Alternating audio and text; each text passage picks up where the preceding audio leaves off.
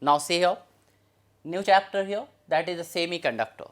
See here, first what do you mean by semiconductor? Before doing semiconductor, let us see some data given here. If we take first metals, rho stands for resistivity. Resistivity of the metal is from 10 raised to power minus 2 to 10 raised to power minus 8 ohm meter. You know resistivity is very small. And if you look at the conductivity, this sigma is the symbol for the conductivity. Conductivity for the metal is 10 raised to power 2 to 10 raised to power 8 Siemens per meter. That is inverse of this unit. Now, if you look at the materials here, another semiconductors, whose resistivity lies between 10 raised to power minus 5 to 10 raised to power 6 ohm meter, but conductivity is from 10 raised to power 5 to 10 raised to power minus 6. Now, insulators. In insulators, resistivity is 10 raised to power 11 to 10 raised to power 19, it is very high. Now, conductivity is 10 raised to power minus 11 and 10 raised to power minus 19 in this range. So, if we look at all these data, we will see the conductivity of insulators is almost negligible, conductivity of metals are very high, whereas the conductivity of semiconductor is less than the metals, but more than the insulators.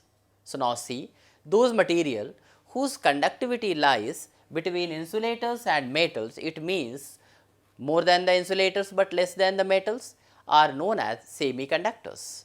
So, we take some elemental semiconductors. Elemental semiconductors we take here like germanium or silicon. Germanium and silicon are taken as elemental semiconductor.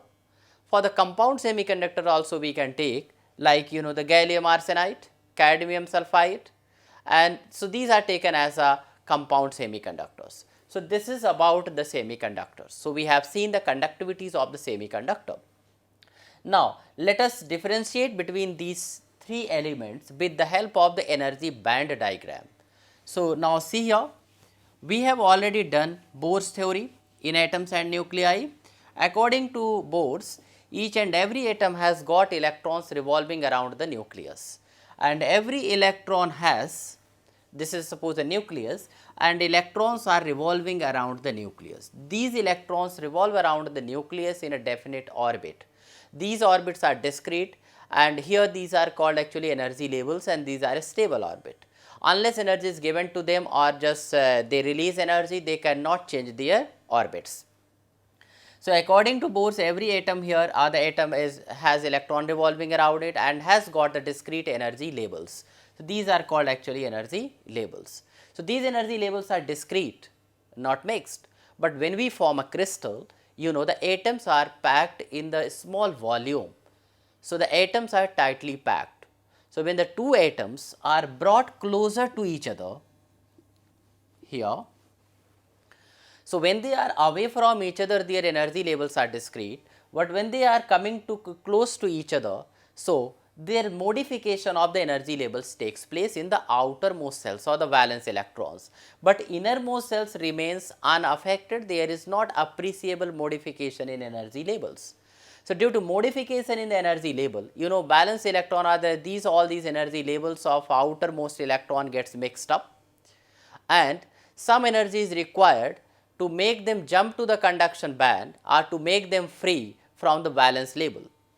So, the energy required to make the electron free from the valence cell or from the valence region is known as actually here energy gap.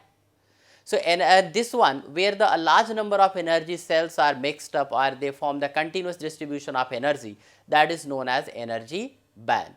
So, here we will be studying about the energy bands of semiconductor, insulators and conductors.